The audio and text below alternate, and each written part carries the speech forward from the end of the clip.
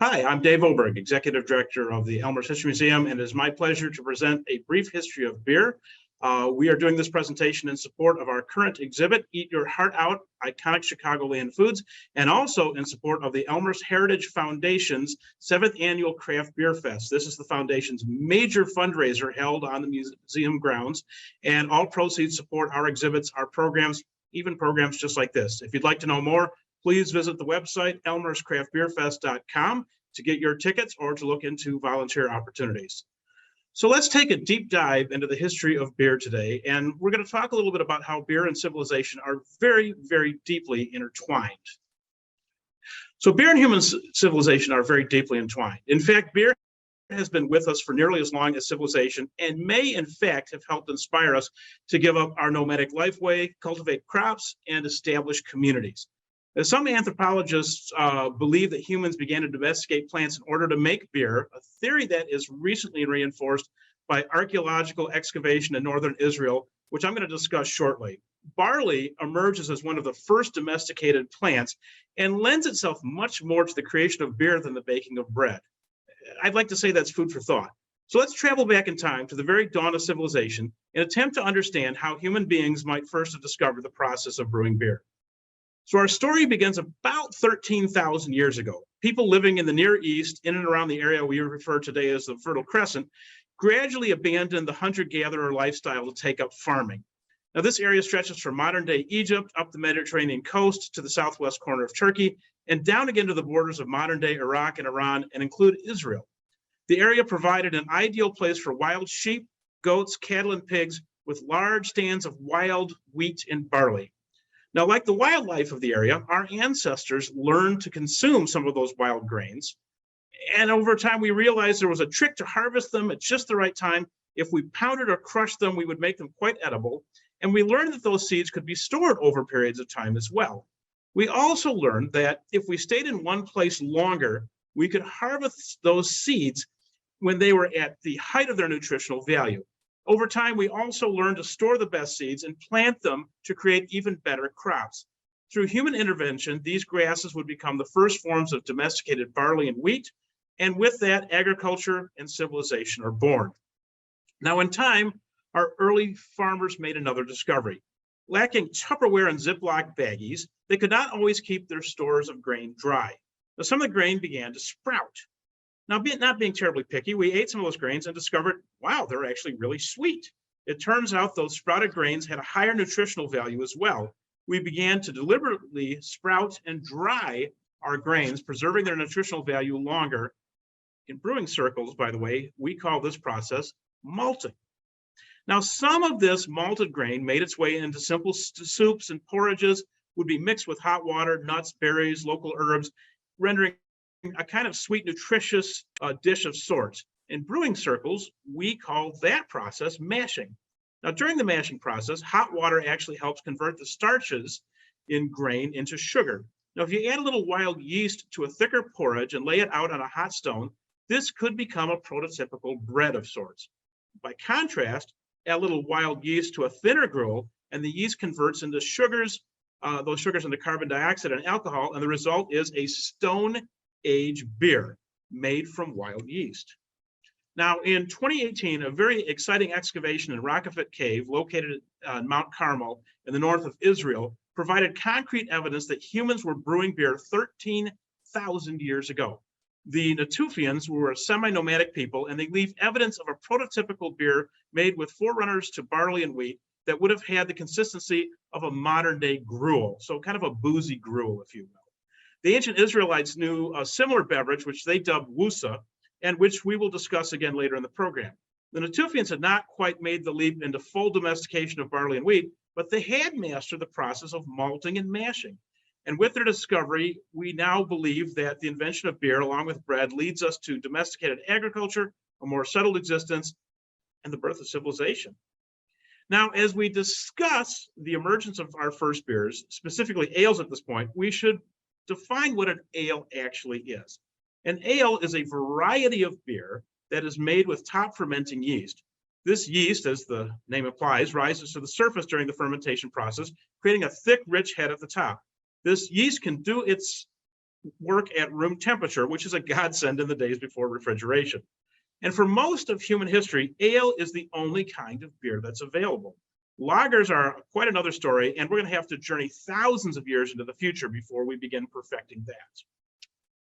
Now, as we discuss the earliest beers, we also have to jettison our modern notions of what beer actually is. For the purposes of this lecture, we are getting rid of any strict definitions that hewn to the strict standards of the Reinheitsgebot. One thing, our ancient ancestors would need a time machine to even understand that. And we're going to define ales in their broadest and most inclusive sense. Today, when we think of beer, we think of a beverage made with malted barley, water, hops, yeast, perhaps or wheat, or maybe adjuncts, rice, corn, or oats, depending on how loose your interpretation is. But in the vast sweep of civilization, beer can be defined as any starch-based beverage produced through fermentation without distillation. So every imaginable starchy vegetable product has been used at some point in human history to make beer. In fact, one of the earliest known beers outside of the Fertile Crescent was actually made with rice. Recent archaeological findings at Jiahu show that Chinese villagers were brewing fermented alcoholic drinks as far back as 7000 BC using a combination of rice, honey, grapes, and hawthorn fruit. Now, assisted by the aspergillus fungus, which helped to convert the starches in the rice to fermentable sugars, the Chinese created a very early rice-based beer 9,000 years ago. Chrysanthemum flowers were added for flavoring, much as we might use hops today for a floral bouquet. Now, Patrick McGovern, an archaeologist at the University of Pennsylvania, worked with Dogfish Head to brew a modern version of this beverage based on chemical analysis and gas chromatography. And the result is kind of a golden colored beverage with boasts kind of a tight white head, champagne-like foam, and most closely resembles a very exotic Belgian beer you might find today, though the grape and hawthorn flavors show through. By the way, people call rice wines or sake rice wine. That's actually beer. So most early beers, however, are made with barley and wheat, and Mother Nature blessed those particular grains with the right enzymes to make beer with just a tiny little nudge from us. And it didn't take us long to discover this. Almost any cereal containing certain sugars can undergo spontaneous fermentation due to wild yeast in the air. It's possible to make beer-like beverages, and it's very possible these were developed independently in a variety of cultures as well before trade reintroduced them to other cultures in addition. Chemical analysis of ancient pottery fragments discovered at GODIN TEPE in the central Zagros mountains of Iran were found to be coated with beer stone, which is a byproduct of the brewing process. And that early beer dates to the 5th millennium BC, about 7,000 years ago.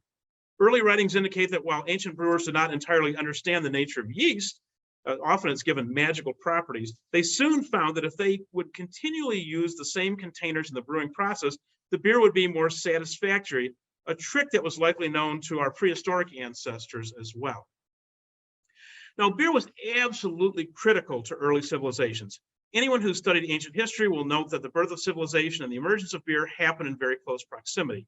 In the days before modern sanitation, beer is a cheap, safe source for potable water. It's also a vehicle for much needed protein, carbohydrates, and calories. And a lot of early varieties of beer literally live up to the reputation of liquid bread. As a social lubricant, it's also very important as population density increases, and it often takes on religious significance as well and plays an important role in early mythologies and rituals. So to take our tale home, the making of beer may well have led to the domestication of wild plants, the emergence of early agriculture. With agriculture established, settlements become villages, villages become towns, towns swell to cities, settlements grow and thrive. People are less tied to the rigors of nomadic life associated with hunting and gathering civilizations, and some are able to specialize knowledge, focus on new trades, technology improves, writing emerges, and civilization begins to flourish, fueled in part by the first ales brewed by our Stone Age ancestors.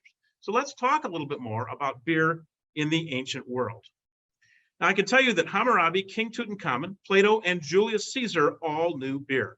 In fact, beer turns up quite frequently in Sumeria, Egypt, Greece, Rome, and all points in between. The Sumerians had an unquenchable thirst for the beverage. Their word for beer, kas, literally means what the mouth desires. In Mesopotamia, the oldest evidence of beer is believed to be a 6,000-year-old Sumerian tablet depicting people drinking a beverage through reed straws from a communal bowl. By 3000 BC, the art of beer was well established there, and beer was deemed an important pleasure, as evidenced in the 4,000-year-old proverb, pleasure, it is beer, discomfort, it is an expedition. The Sumerian vocabulary included a vast number of words for ingredients, including vessels for brewing, even beer types. There's a staggering list of more than 20 different types of beer, including fresh beer, dark beer, fresh dark beer, strong beer, red brown beer, pressed beer, and even a light or diet beer. Move over Miller Lite. The Sumerians knew something akin to it as well. Women often served as brewers and retailers in ancient Sumeria, and this would continue to be the case in many civilizations and continue into the Middle Ages in Europe as well. In Sumeria, NINKASI, daughter of Ninhursag, the mother goddess, was the goddess of beer. Our oldest known beer recipe comes from a Sumerian poem called the Hymn to Ninkasi. Beer is also mentioned in the Epic of Gilgamesh, in which the wild man Enkidu is given beer to drink. And I quote from the epic, "He ate until he was full, drank 7 pitchers of beer. His heart grew light, his face glowed, and he sang out with joy." So it's almost as if beer is being used as a metaphor for civilization in this story. Now, the Sumerians malted, kilned, and ground their barley, and it was either formed into sort of conical shaped cakes and baked, or used as is. Now, baking those cakes added some caramelization and helped the conversion of starch to sugar. The cakes were called bapir and would serve as an instant mash to be added to hot water and get the process starting. Unfortunately, the Hymn to Ninkasi is rather vague as to the aromatics used for flavoring Sumerian beer, but based on analysis of local flora from the period, historians and archaeologists speculate that dates or date juice was a likely additive. Other candidates for aromatic additives would include skirret weed, which imparts a licorice-like flavor, as well as a Syrian root or a wild radish. Now, as in many cultures, the Sumerians reused the same container for fermenting their mash, finding it produced more reliable results. We're keeping those yeast strains together. Brewers on the move carried their tubs with them. Sumerian commoners often drank their beer out of communal vessels with long reed or bone straws, while higher status individuals used straws made of more precious materials. Probably those very, very early beers had a lot of little floaty bits too that the straws would help with. Now, the Babylonians, Akkadians, and Hittites also drank beer. There are early traces of beer and the brewing process found in ancient Babylonian sites, and these sites reveal that Babylonian brewers were often women, almost always women, but also served as priestesses, so they take on a religious connotation as well. Some types of beer are used especially in religious ceremonies, and in 2100 BC, the Babylonian king Hammurabi included regulations governing tavern keepers in his law code for the kingdom. Those tavern keepers who gave customers a short pour could be punished by being drowned in the river. You got to take care of your customers. Now, the Egyptians revered beer, and breweries were associated with temples very often. Egyptian beer, which is called hekt or hikat, was a word that appears more than any other foodstuff in hieroglyphics. The saying to make a beer hall and to sit in the beer hall are synonymous with to have a good time and to carouse. The phrase beer, bread and beer meant sustenance in general and was used as an everyday greeting to mean good luck or good health. So bread and beer means good luck or good health. The Egyptian proverb, "The mouth of a perfectly contented man is filled with beer," speaks to its cultural importance.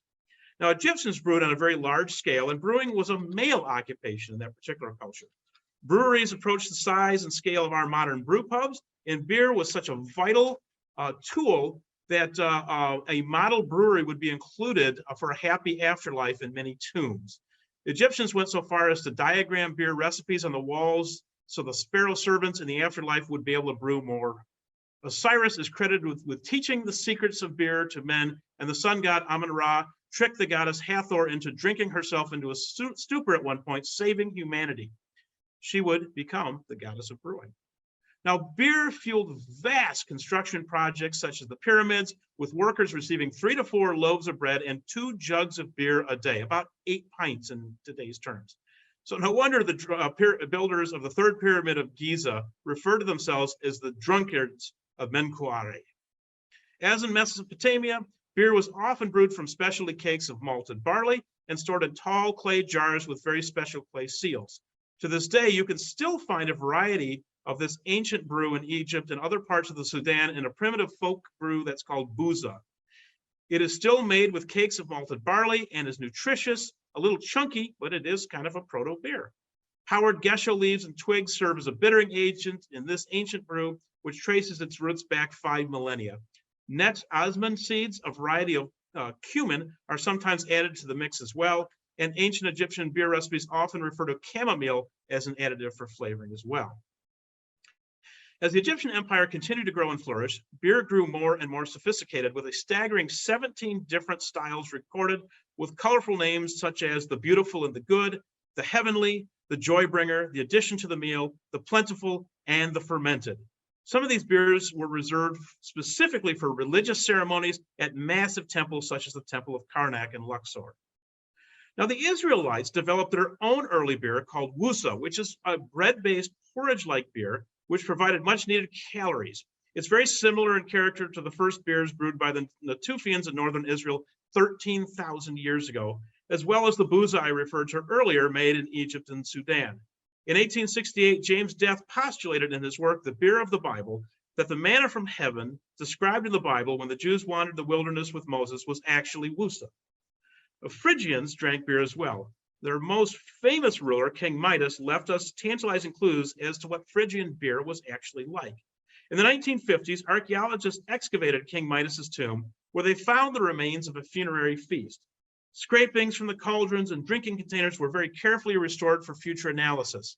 They were almost forgotten until Patrick McGovern, a professor, happened upon them. Using gas chromatography, he analyzed the molecules to discover that funerary feast included a spicy lamb and lentil stew and a drink containing barley, grapes, and honey, a proto-beer. Very interesting ingredients. By the way, grapes or raisins were a very common addition to ancient beers. If you look at grapes, that dull, waxy substance you find in them is actually brewer's yeast in its natural habitat, wild yeast of sorts. The ancients used grapes and raisins as a kickstarter for the fermentation process. Honey is often another addition as it provides a source of fermentable sugar. Saffron was a likely flavoring agent in this early beer as well. A number of the ancients talk about beer in their written works. Xenophon discusses in his work Anabasis from the 5th century BC, and I'm quoting here, there were stores within of wheat and barley and vegetables and wine made from barley in great big bowls. The grains of barley malt lay floating in the beverage up to the lip of the vessel, and reeds lay in them, some longer, some shorter, without joints. When you were thirsty, you must take one of these into your mouth and suck. The beverage without admixture of water was very strong and of a delicious flavor to certain palates. The Thracians were also known to consume beer from rye, and ancient Nubians used beer as an antibiotic medicine as well. The Greeks knew beer too. Sophocles discusses the concept of moderation in diet when it comes to consuming beer in Greek culture, and believes the best diet for Greeks contained bread, meats, various types of vegetables, and beer, or zithos, as they called it. The ancient Greeks also made barley wine called krithinos oinos, which was mentioned by the Greek historian Polybius in his work, The Histories. He stated the Phaeacians kept barley wine in silver and golden craters. The ancient Romans drank beer too, referring to it as cerevisia, a Celtic loanword. However, wine eclipsed it in popularity. Tacitus wrote rather disparagingly of the beer brewed by the Germanic people of his day, and it gets a bit of a bad rap as a barbarian drink, although it becomes very important for soldiers. Beer may have been known in Neolithic Europe as far back as 5,000 years ago, and was mainly brewed on a domestic scale. Ancient Europeans used a variety of novel ingredients to flavor their ales. The Scythians added hemp seeds for flavoring and preservation. Meadowsweet and bog myrtle served similar purposes.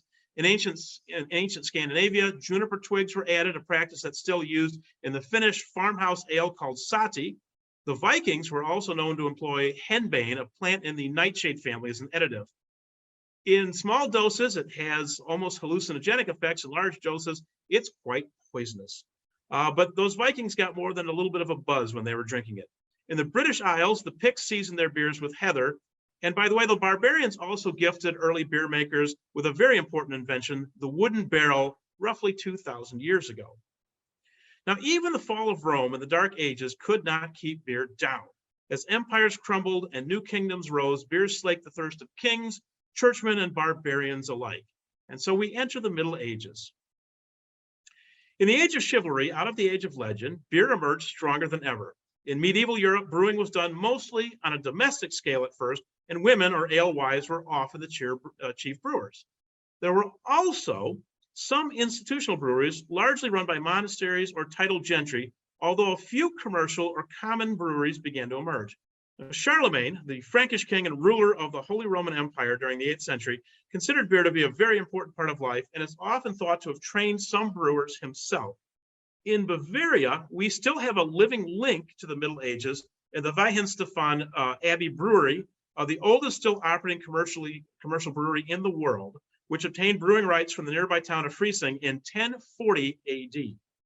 Now, prior to 1000 AD, most medieval European beers were seasoned with a mixture of herbs called gruit.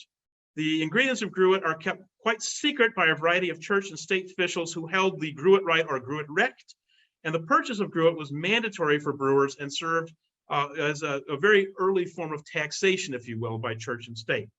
We do not entirely know the ingredients of gruit, although bog myrtle, sometimes called sweet gale, sometimes comes up. Yarrow, wild rosemary are often mentioned. Local seasonings were often added, such as juniper, caraway, aniseed, and some more exotic ingredients that come back through the Crusades, including cinnamon, nutmeg, and ginger.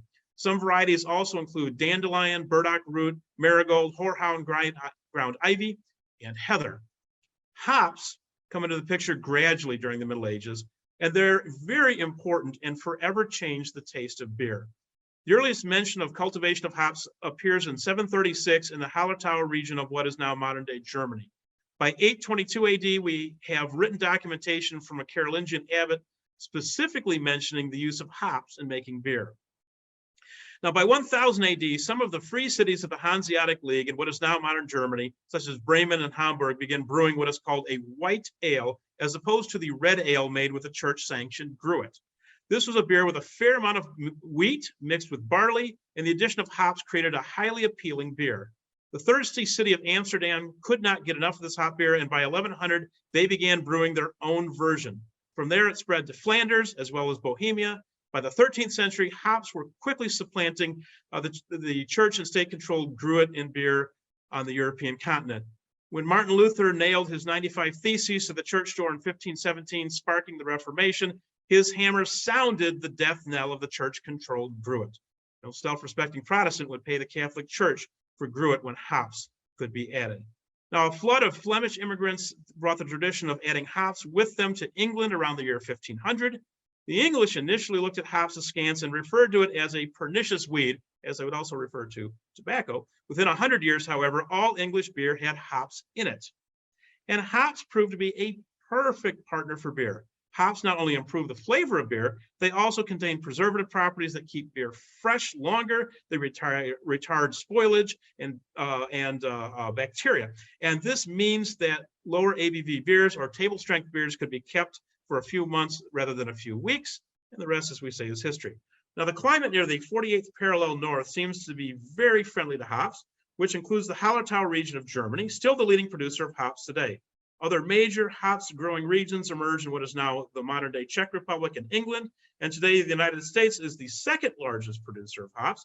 New York was a hub of hops production until the 1920s, when downy mildew took a devastating toll on the industry. And today, hops production in the United States is largely centered in Washington State, Oregon, and Idaho, where potatoes grow well, hops grow well as well. Hops thrive best in temperate climates with a range in temperature of 40 to 70 degrees Fahrenheit, and they thrive in the wonderful soil that you find sometimes in those areas. Now, the addition of hops to the brewing tradition is but one of a number of contributions that the Germanic states made. Perhaps the most revolutionary of these contributions was the introduction of the lager. For most of human history, traditional beers were ales made with the help of top fermenting yeast that could do their work at room temperature. Somewhere around the 14th or 15th centuries, Bavarian monks storing casks of beer in colder alpine caves happened upon a wonderful discovery. By aging the beer at cooler temperatures, a different bottom fermenting yeast strain made its contributions. The result was a very clear, clean lager, something new under the sun. The exact year of this discovery is unknown, but there are written references to lager in Munich records by 1420, By 1474, the process is well documented in Nauburg and northern Bavaria. By 1600, lager is the dominant beer of Bavaria and Bohemia.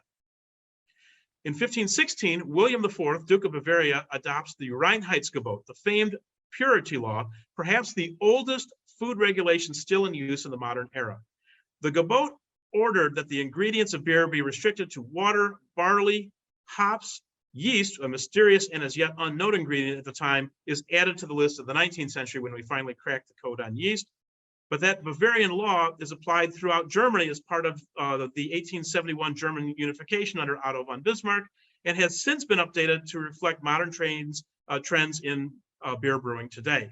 To this day, the Gebot is considered a mark of purity in beers, though honestly, it's a bit of a misnomer. The Reinheitsgebot was really more about ensuring that bakers would have access to a wide variety of grains previously used in beers. And so while we think of it as a mark of purity today, that's not what its original intention was actually. By 1879, the Reinheitsgebot had the force of law in all of Germany. Prior to this time, the various Germanic states were nearly as varied in their variety of beers they make as you would find in Belgium. In the north, beers with smoked wheat enjoyed popularity, as did sour beers, beers using herbs like coriander, molasses as well, honey, other sugars, lost or nearly lost styles like Gretzer, Lichtenheiner, Kottbusser, Bräuen, and Goes flourished and are now starting to make a comeback again. With the Reinheitsgebot, only a few of the northern ales survived on a larger scale until the more modern era. Those include the Berliner Weisse, Kolsch, Düsseldorfer Alt. Now, again, a lot of brewers are looking to everything old to be new again. Now, while most of us think of wine when we think of France, France had a really strong beer culture, particularly in the west and in the northern area that borders Belgium as well. And a number of top fermented rustic farmhouse ales emerge in France, including Blancs, Bière de Mars, which is a French interpretation of the Märzen, Bière de Gardes, and Bocks all take a strong root there. And then there is Belgium, the land that time forgot. With a number of different powers interfering in its history over the years and being the hub of trade, many Belgian beers borrow from a number of different cultures, and really the Belgian beers are almost a living link between the Middle Ages and the modern era. Belgium was not subject to the Reinheitsgebot, and older and unusual styles continue to flourish and can be found today. And a tasting tour through Belgium is just wonderful for the adventurous. For centuries, Belgium was home to a wide variety of beers that blended malts, wheat, sometimes even a dash of oats, wit beers, browns, lambics with wild yeast flourished. Those sour, puckering lambics are really, really interesting, brewed with wild yeast and open vats. So too is the Belgian wit, synonymous with Belgium. And the Trappist doubles and triples we think of are much more a product of the 20th century, actually. But centuries of war and domination by France, Holland, Germany, Spain, Austria-Hungary has made Belgium a curious crossroads for a wide variety of styles. Scotland, too, has a claim on some unusual styles that are still with us today. The Scots have been brewing beer for thousands of years. However, the cold, wet climate has never been conducive to growing hops. Importing hops proved expensive, and there's a strong dislike for all things English, including English-made hops, and so more patriotic to look to other flavoring additives, including bog myrtle, bitter gorse, ginger, dandelion root, juniper, wild licorice, orange peel, spruce, wormwood, cassia bark, which is a great bittering agent, and heather, which flavored a lot of these beers that, again, are a living link to antiquity in the Middle Ages. That cold climate ensures a very slow, cool fermentation, giving rise to malty beers that have kind of a muted fruitiness to them. They're absolutely delightful. So as the Middle Ages draw to a close, we've seen a lot of progress in the development of new styles of beer, the emergence of the lager, the addition of hops, and a lot that we take for granted today. Buried deep in the Middle Ages were improvements in technology and technique that helped usher in production on an industrial scale and slake the thirst of a growing army of workers as we enter the industrial age. Now, systemization and mass production of beer grows out of the Middle Ages. As early as the 13th century, several Germanic cities are pioneering a new scale of operation with standardized beer barrel sizes that allow for large-scale export. Now, previously, beer had been brewed largely at home, but the production was now successfully replaced by mid-sized operations of about 8 to 10 people. Now, this type of production spreads to Holland in the 14th century, later to Flanders, reaching England sometime in the late 15th century. Beer was quickly moving from a cottage industry to a small industrial scale. Now, as the forces of industrialization and urbanization swell the population of London, there's an inexpensive brown malt from Hertfordshire, which makes its arrival in the tavern, if you will. It is a delightful, you get this delightful kind of brownish beer with a distinctive sour tang. The workers really enjoy this stronger beer, and several weaker varieties. There's one story that several threads of these beers are poured together to create this wonderful 3, 4, 5, or even 6 thread beers, and that this guy named Ralph Harwood in 1722 brews a single beer that's inspired by 3 of the most popular threads. The only issue with that particular story is it's referenced almost 80 years after the emergence of this particular beer. So you look with it with a bit of a jaundiced eye, but what I can tell you is that in the 18th century, this darker beer enjoyed by hardworking folks that work with their hands, notably the porters, is a hit in the 18th and 19th centuries. The porter beer is born. Now, love for porters is not confined to the lower classes. In fact, George Washington and Thomas Jefferson were both aficionados, as was Catherine the Great of Russia. When a shipment of a stout or really high-octane porter arrives in Russia spoiled, Barclays Brewery decides to up the alcohol content of their next batch they're going to ship to Russia to a whopping 10.5%. The beer arrives unspoiled and was an immediate sensation in the Russian imperial court, giving rise to the Russian imperial stout and the Baltic porters that we take for granted today, and are still highly popular in Poland, Sweden, Denmark, Finland, Russia, and here around the Chicago area, particularly in those bitter, bitter winters. Now, in Ireland, Arthur Guinness opens a brewery in 1759 and devotes himself to brewing porters. He dubs a dark and roasty version of one of his porters a stout porter. This beer, with its dry, almost espresso notes, becomes quite a hit, and eventually the word stout porter give way to stout. In the 18th century, another sort of beer sweeps England by storm as a pale lager moved from the manor to the big city. Manorial breweries in England were long famous for the strong, pale, hoppy beers and table strength varieties that they offered. And as the landed gentry also take up residence in London, they bring their taste for those pale ales with them. In contrast to those dark, heavy ales we talked about earlier, those porters, they introduce a new style of amber and 2-penny beer to the urban landscape with a crisper, hoppier taste. Those pale ales thrived in the urban industrial landscape, and we got the idea to ship those to British troops around the world. However, they spoil in transit to India, and in the 1780s, a London brewer named Hodgson begins shipping a heavily hopped October beer to warmer ports like India. By adding all of those extra hops, the beer travels long distances without spoiling, and the India Pale Ale is born. New technologies helped the spread of English beers, fueling massive breweries and upping capacity. Significant improvements in the efficiency of the steam engine in 1765 made the industrialization of beer a reality for many people. Further innovations in the brewing process come about with the introduction of the thermometer in 1760 and the hydrometer in 1770, allowing brewers to increase efficiency and attenuation. Now, as a superpower of the age, English taste spread far and wide. Even in the tradition-bound Germanic states, there's a demand for porter, and the global appeal of pale ale inspires the town fathers of Pilsen to make their own attempt at a new golden beer. In 1842, community leaders decided to build a sizable brewery to take advantage of the extraordinary high-quality malt and hops of the region. And the town fathers bet big that they could get in on the English pale ale craze with their own contribution, a pale lager. The result, a crisp, pale, effervescent lager that took its name from the city, the Pilsner. Once introduced, its fame spread worldwide with numerous imitators. It continues to be the dominant beer globally to this very day.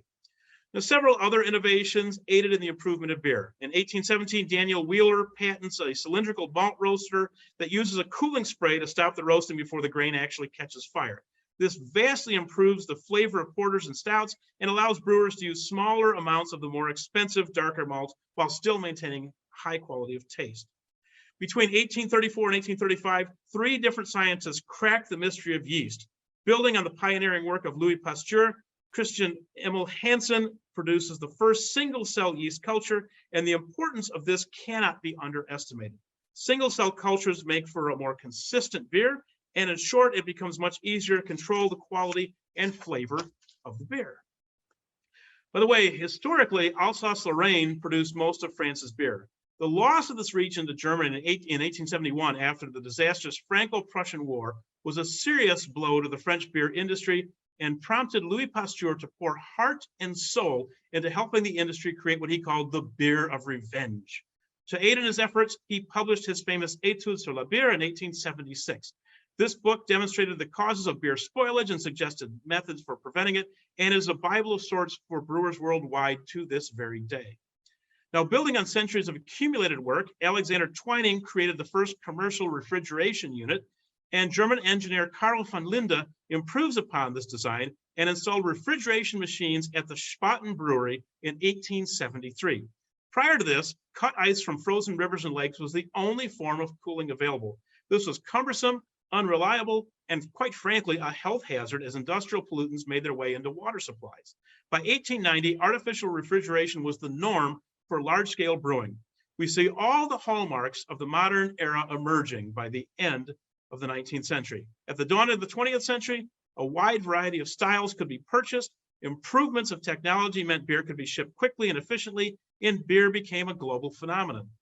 From far-flung colonies to the upstart nations such as the United States, peoples of all nations and creeds were clinking glasses as beer continued its global dominance. But let's talk a little bit and finish with beer in the New World. What are our contributions to the world of beer? Believe it or not, beer precedes the arrival of colonists from Europe. In the Andes, the indigenous people enjoyed a beverage called chicha. This corn-based brew is helped along by chewing up and spitting out corn, allowing saliva to break down the corn starches into fermentable sugars. It's actually quite delightful. In what is today the United States, the Apache, Navajo, Pueblo, and Tarahumara people made a very low ABV corn-based beer called Tiswa or Tiswan long before the first colonists arrived. The colonists, however, made it a major industry. Now, those colonists who came to North America brought their taste for beer with them. We know from the ship's manifest that the Pilgrims brought small beer, a low alcohol by volume beer, with them on their voyage to Massachusetts. However, barley did not grow well in southern regions like Virginia or northern New England either. The climate was not terribly good for that.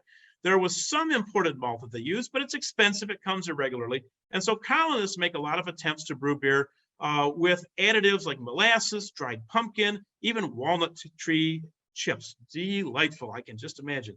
However, the commercial viability and easy access to cheap spirits helped rum and whiskey displace beer in many areas, particularly on the frontier.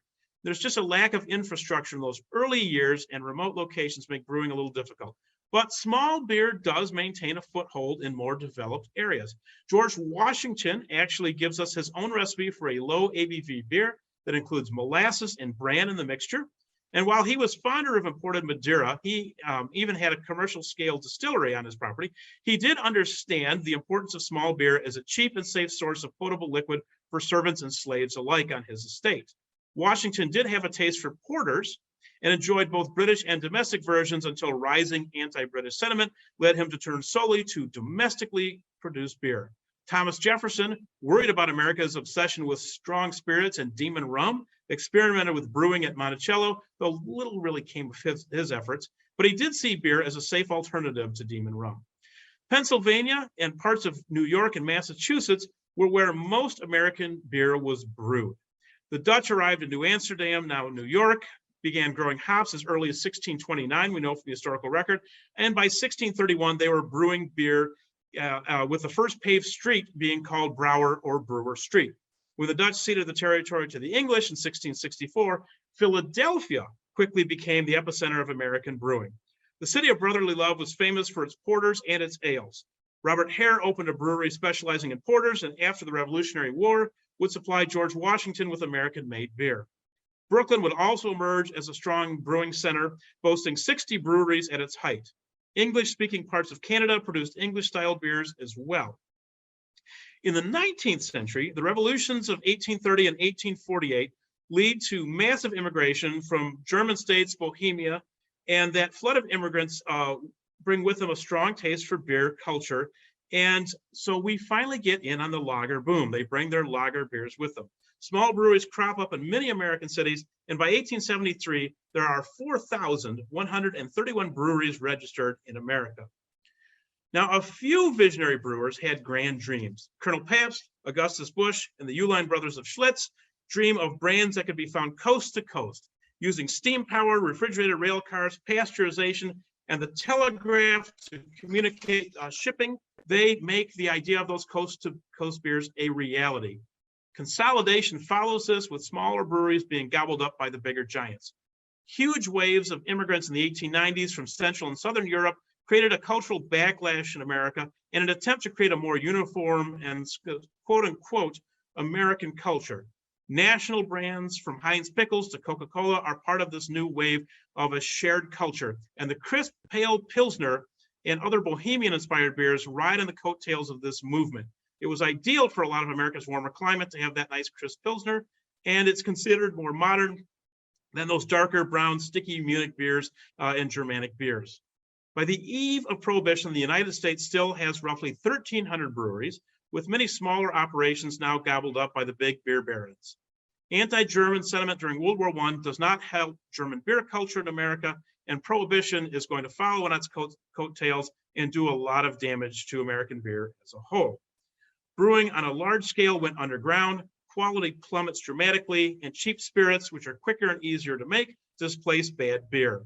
Some breweries do survive on near beer, root beer, soda, malt extracts, nougat, ice cream ingredients, but only 756 breweries remain, and many were too financially shaky to hold on. By the end of Prohibition, Pilsners completely ruled the day. These were often thinned down by adjuncts like rice and corn. Consumption shifts from the saloon to the home in the post-Prohibition era. Prior to Prohibition, 75% of beer would have been served on draft, the remainder being bottled. By the end of World War II, this trend has turned entirely on its head. 75% now consumed in the home, 25% in the tavern, helped by the refrigerator, among other things. Now, one American innovation that makes this possible is the introduction of canned beer. In 1935, the Kruger Beer Company of Newark, New Jersey, released the first canned beer. It's light, it's quick to chill, it takes up less room than bottles in the newfangled refrigerators, and during World War II, canned beer was shipped to GIs, and they brought their love for the stuff back home with them. Now, ruthless consolidation and decline in quality marks the post-war boom. The 1950s and 60s see a marked decline in quality and price, and big competitors try to undercut and acquire their other competitors. You began to see ultra bargain brands emerging with just over 50% malt. Cobalt salts are added for a while to improve beer foam, until we realize it's actually making us sick, physically ill. By 1973, there are barely more than 100 breweries left in the United States. By 1978, there are only 42. Now, during this era, Miller buys an underperforming brand, Light, which had been developed as a diet beer by Gablingers and acquired by Meisterbrau. They turned the brand on its head. Instead of marketing it as a diet beer for women, as their predecessors had done, they hired manly ex-jocks and turned Light into a powerhouse brand. Other big brewers follow suit. Within 20 years, the major light beer brands outsold regular beer at Budweiser and Miller both. But against this backdrop of consolidation and homogenization and loss of quality, a quiet revolution was taking place. In 1965, Fritz Maytag acquired a small regional brewery in San Francisco, which was still turning out a quality and original American beer. Anchor Steam was founded in 1896 and produced a unique local beer that blended pale and caramel malts, fermented with lager yeasts at a warmer ale temperature in shallow open-air fermenters on cool roofs in San Francisco's very unusual climate. The cool, foggy night air seemed to give it just the right kiss, and it is a delightful beer. Sometimes we call that the California Common because of the arguments over what is steam beer and what is not, and intellectual property. But long story short, if Maytag had not stepped in, invested in that little Anchor Steam brewery, it would have been lost to time. Now, Maytag's brewery attracted the interest of home brewers and beer enthusiasts who began making that pilgrimage out to talk to Maytag. Among them was a guy named Jack McAuliffe, who opened New Albion Brewing in Sonoma, California in 1976, the first new microbrewery to open since Prohibition. Though short-lived, McAuliffe's experiment was an inspiration to home brewers who made the leap from homebrew to craft brewing. Among those early home brewers who made the leap was Ken Grossman, founder of Sierra Nevada Brewery, who did a turn at the wheel studying under Maytag and McAuliffe as well. Now, Maytag, McAuliffe, and Grossman began to employ a newly minted variety of hops to give their beer a distinctive taste. In 1972, the Cascade hop, developed by the University of Oregon, was approved for cultivation. In the fledgling craft beer movement, it was the hops heard around the world. With its citrusy, floral, and grapefruit notes, it gave early microbrewed beers a very distinctive West Coast taste, which we find in a lot of American craft beers to this very day. In 1978, President Jimmy Carter signs legislation which makes home brewing legal again. It was an accident when we repealed prohibition. He also signs legislation the next year which helps to deregulate the industry and makes it easier for small breweries to get off the ground. In 1981, the first ever Great American Beer Festival is held in Colorado. The following year, Burt Grant opened his Yakima Brewing and Malting Company, the first brew pub, which produced beer and sold its own food on premises. By 1990, Sierra Nevada, one of the earliest microbreweries in the country, had grown to the point it broke out of the microbrewery category. We all know what followed.